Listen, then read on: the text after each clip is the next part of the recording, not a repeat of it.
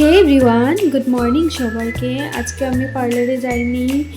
সকাল থেকে আমার শরীরটা খুব খারাপ ছিল, এখন একটু রিলিফ পেয়েছি, তাই স্নান করে আসলাম। এখন আমি আমার বেবিকে স্নান করাবো, ওর সব কিছু জিনিসপত্র গুছিয়ে নিয়েছি। তো স্নান তো হয়ে গেছে, দেখো কি দুষ্টমিটাও করে। এখন ওকে স্নান করানো হয়ে গেছে, ওকে সাজুগুজু করিয়ে তারপর রান্না বান্না করবো। রান্না শেষ হওয়ার পর ওকে খাইয়ে ঘুম পাড়িয়ে তারপর যাব আমি পার্লারে। আমার দিকে ঘুরো, আঙ্গুল দাও। দেখে দেখে দেখ,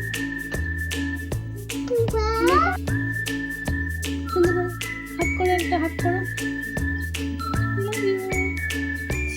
রিহির তো সাজুগুজু কমপ্লিট, ও ওখানে ঠাকুর ঘরে গেছে ঠাকুর প্রণাম করতে। আমি ওকে 3 মাস বয়স থেকে স্নান করিয়ে ঠাকুর প্রণাম করাই, তাই ওর অভ্যাস হয়ে গেছে। স্নান করে ওখানে নিজেই চলে যায় ঠাকুর প্রণাম করতে।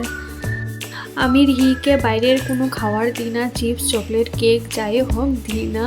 ওকে স্নান করার পর কিছু একটা ফ্রুটস নাহলে বিস্কিট মাখানা এমন টাইপের কিছু একটা খাবার দিয়ে দিই, যাতে ও ব্যস্ত থাকুক আর খাওয়াটাও হেলদি হোক।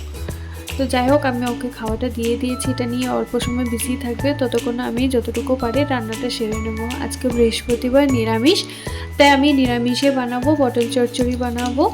পটলটা আগে আমি নুন আর হলুদ দিয়ে মেখে রেখেছিলাম, আর কালো জিরা ফোড়ন দিয়ে পটলগুলো ছেড়ে দিয়েছি। পটলগুলো একটু ভাজা ভাজা হয়ে যাওয়ার পর কাঁচা লঙ্কা দিয়ে দিলাম। কাঁচা লঙ্কাটা আগে দিয়েছি কারণ ঝালটা যেন পটলের সাথে মিশে যায়। আমাদের বাড়িতে সবাই ঝাল খায়, বাট আমার অত ভালো লাগে না, আমি পারি না অত ঝাল খেতে, বাট এখন অভ্যাস হয়ে গেছে খেতে খেতে। তো আমি এখন কড়াইটা নামিয়ে নিয়েছি গ্যাসের থেকে, এখানে দিয়ে দিলাম গুঁড়া জিরে আর পেস্ট করে রাখা সরষাগুলো, আর সাথে দিয়ে দিলাম একটু কাঁচা মিঠা তেল। জল দিয়ে এখন আমি আবার কড়াইটা বসিয়ে দিলাম গ্যাসে, আর ঢেকে দেব।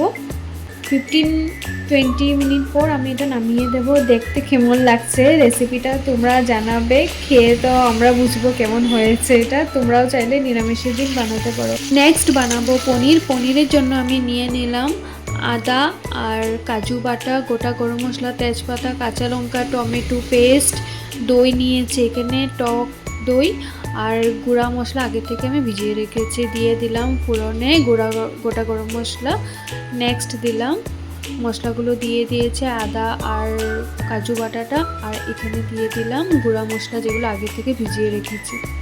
সাথে কাঁচা লঙ্কাটাও দিয়ে দিয়েছি। মশলাটা কষানো হয়ে গেছে, তাই তেল ছেড়ে দিয়েছে মশলার থেকে। এবার দিয়ে দিলাম দইটা দিয়ে অল্প নাড়াচাড়া করে পনিরটা দিয়ে দিয়েছি।